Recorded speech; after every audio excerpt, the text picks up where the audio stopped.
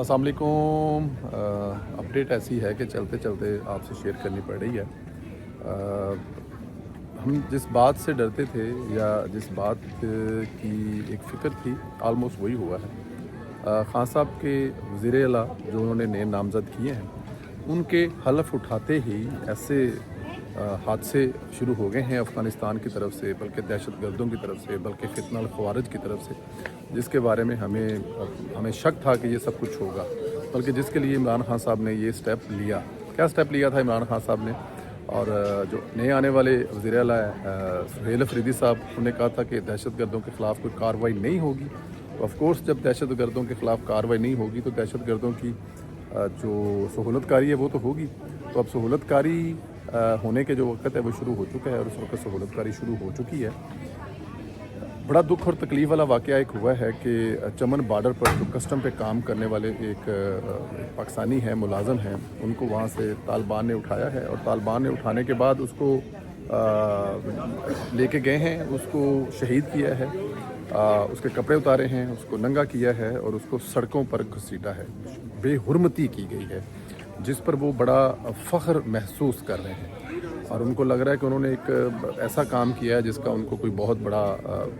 आने वाले वक्तों में कोई पता नहीं उन्होंने कौन सी क़यामत ढा दी है। लेकिन मैं इस चीज़ को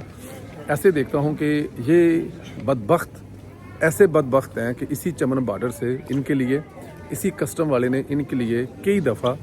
इनका खाना, इनका पीना, इनके लिए तमाम चीज़ें उस कस्टमर वाले ने रिलीज़ की होंगी जिस कस्टम वाले को आज इन लोगों ने मारा। इन बदबख्तों ने, इन फितना ख्वारिज ने, इन दहशत गर्दों ने। वो कस्टम वाला कई दफ़ा इन लोगों के खाने पीने की चीज़ें क्लियर कर चुका होगा। बट एनी हाउ, और इसके अलावा जो जैसे ये हुकूमत ने हलफ उठाया है, जैसे वज़ीर ने हलफ उठाया, इस किस्म की चीज़ें जो हैं वो शुरू हो गई हैं। पाकिस्तान की तरफ से जो स्ट्राइक की जा रही हैं या पाकिस्तान की तरफ से जिनको सबक सिखाने का सिलसिला जो है वो जारी है। इनकी जो बटालियन है, जो 7, 8, 9, 10 जो दहशत गर्दों के जो ये हैं, उनको जो है वो मुसलसल स्ट्राइक किया जा रहा है और वो पूरी तबाह कर दी गई है। मेरे ख़्याल में इनको जो डैमेज है इनको पता है और इनको जो डैमेज जब समझ लगेगी, जब ये, क्योंकि ज़ाहिर है इनका कोई नेटवर्क नहीं है, ये कोई फ़ौज तो है नहीं है या कोई बाकायदा तौर पे अदारा तो नहीं है। ये जंगलियों का ग्रोह है, जानवरों का ग्रोह है जिनको तालिबान कहते हैं, जितना फितना ख्वारिज कहते हैं। तो ये फितना ख्वारिज जब कुछ 10-15 दिन गुजरेंगे तो लगेगा पता कि ये कितने के तबाह हुए हैं, कितने के बर्बाद हुए हैं। लेकिन मेरे ख़्याल में ये जो इनके जो इस जो सुबह से शुरू है, अफ़गानिस्तान के जो बड़े 2 शहर हैं, एक जलालाबाद है और एक जो काबुल है, काबुल पर स्ट्राइक की गई है। काबुल पर जो हमारी जो इतला है, अब आने वाले दिनों में लगेगा पता या आने वाले घंटों पता लगेगा, लेकिन जो हमारी इतला है उसके मुताबिक जो काबुल है, काबुल में एक बड़ी तगड़ी किस्म की स्ट्राइक की गई है जिसमें इनके जो इंटेलिजेंट के हेड हैं, ये ज़राए बता रहे हैं, ये इन्फॉर्मेशन आ रही है कि जो इनकी इंटेलिजेंट के हेड हैं वो उस हादसे में वो जो जो स्ट्राइक हुई है उनका जो काम है वो तमाम हुआ है। होना भी चाहिए उनका काम तमाम, क्योंकि पीछे बैठ के सारा कुछ करने कराने वाले ये हैं। काबुल में और जलालाबाद में जो तालिबान के ठिकाने हैं उनको टारगेट किया गया है और बड़ी कामयाबी से किया गया है। और कुछ वीडियोस ऐसी भी हैं जो बड़ी फेक हैं, कुछ ऐसी भी हैं जो अफ़गानिस्तान की हैं ही नहीं है, जो कुछ ऐसी भी हैं जो पुरानी हैं। तो सब वीडियोस पे जो है वो आप यकीन ना कीजिएगा, उसको शेयर करते वक्त, उसको आगे फैलाते वक्त, करते वक्त ज़रूर ख्याल कीजिएगा। लेकिन मेरे ख़्याल में पाकिस्तान जो है इस वक्त उस फाइनल करने की चीज़ें जो है वो कर रहा है, जो कि मेरे ख्याल में करनी भी चाहिए। क्योंकि देखिए ये ऐसे बदबख्त हैं, इन लोगों को किसी चीज़ का कोई शर्म नहीं है, इनको किसी चीज़ का कोई हया नहीं है। ये हिंदुस्तान के साथ जाकर बैठे हैं और हिंदुस्तान के साथ मिलकर ये जो कर रहे हैं, मेरा ख्याल है कि इनको अंदाज़ा भी नहीं है कि इनको क्या जो है वो आने वाले वक्त में इनको रिज़ल्ट मिलने वाले हैं या आने वाले वक्त में क्या इसका नुकसान होने वाला है। ये तब पता लगेगा इनको जब ये थोड़ा सा वक्त गुजरेगा, क्योंकि हिंदुस्तान तो ना किसी का हुआ है और ना होगा। बांग्लादेश के साथ हिंदुस्तान ने क्या किया, नेपाल के साथ क्या किया, भूटान के क्या साथ किया, तो इनका तो वो अज़ली दुश्मन समझता है। अफ़गानियों को तो हिंदुस्तान वैसे ही दुश्मन समझता है। बट पाकिस्तान की तरफ से अपनी हिफाजत, देखें हमारी जो सरज़मीन है उस पर अगर आप आएंगे और वहाँ से हमारे किसी ایک شہری کو لے کے جائیں گے جس طرح یہ کسٹم کے اس بندے کو لے کے گئے ہیں، تو پھر ایسے تو نہیں ہوگا، اس کا بدلہ تو پورا لیا جائے گا۔ اور آنے والے دنوں میں، آنے والے کچھ اگلے ایک دن میں آپ دیکھیں گے کہ اسٹرائک جو ہیں یہ بڑھتی جائیں گی، اس لیے بڑھتی جائیں گی کہ میرے خیال میں پاکستان جو ہے وہ اب فائنل جو ہے وہ اسٹرائک کر رہا ہے کہ کیونکہ دیکھیں اب میرا یہ ماننا بھی یہ ہے کہ پاکستان کو ایک دفعہ اب جو سلسلہ شروع کیا ہے اس کو ختم کرنا چاہیے، اس سلسلے کو